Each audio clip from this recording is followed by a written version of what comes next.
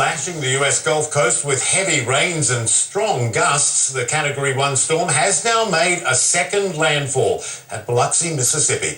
Nate made its first U.S. landfall Saturday night near the mouth of the Mississippi River. The storm's effects are going to be felt all the way from Louisiana to Florida. Officials expect dangerous storm surges. We've already seen some of that.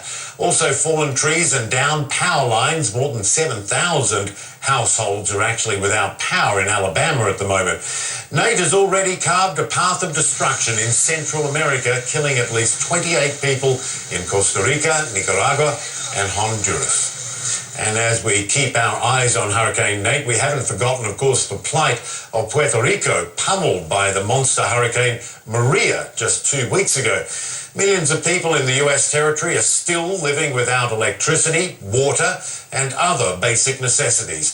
As our Nick Valencia now reports, hope is another commodity in short supply. The day starts early if you want to get basic goods in Arecibo. More than 2 weeks after Hurricane Maria hit, life here comprises of waiting in line for one service or another. By 8 a.m., the line for ice is more than 2 blocks long. I've been talking to this family, and they've been telling me that they've been here since 1 in the morning. We're coming up on 9 a.m. The local plant officials are supposed to open up at 7 a.m., but that has yet to happen. Also, what we're told from these residents who've been standing in line for hours upon hours, that there's been a 20% increase in the price for the bags of ice. Kelly Lopez came to get some extra bags for her epileptic sister, who's bedridden. She's already been turned away once because her sister wasn't with her. Today, she's back to try again. It's very difficult for everyone here in Puerto Rico. And then, just minutes after our cameras arrive, the doors open. We ask a local plant official why costs for ice have gone up. She says because prices for plastic and diesel have increased. So the government or nobody's helping you supplement that? She says no, not at all. They're having to come totally out of pocket for it. While in Arecibo, locals beg us to check out the regional hospital. There are rumors of people dying in horrible conditions. This is what we arrived at. The hospital back on normal power ahead of schedule. Those critical patients being housed outside in a temporary ward are now being moved back inside. The hospital official tells us there haven't been any storm-related deaths.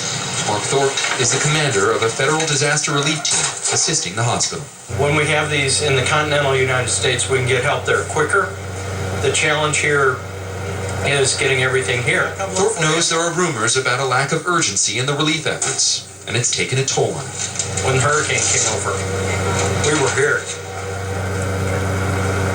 I know it's hard. Across the street from the hospital, there's a different problem. Another long line, this time at a local bank.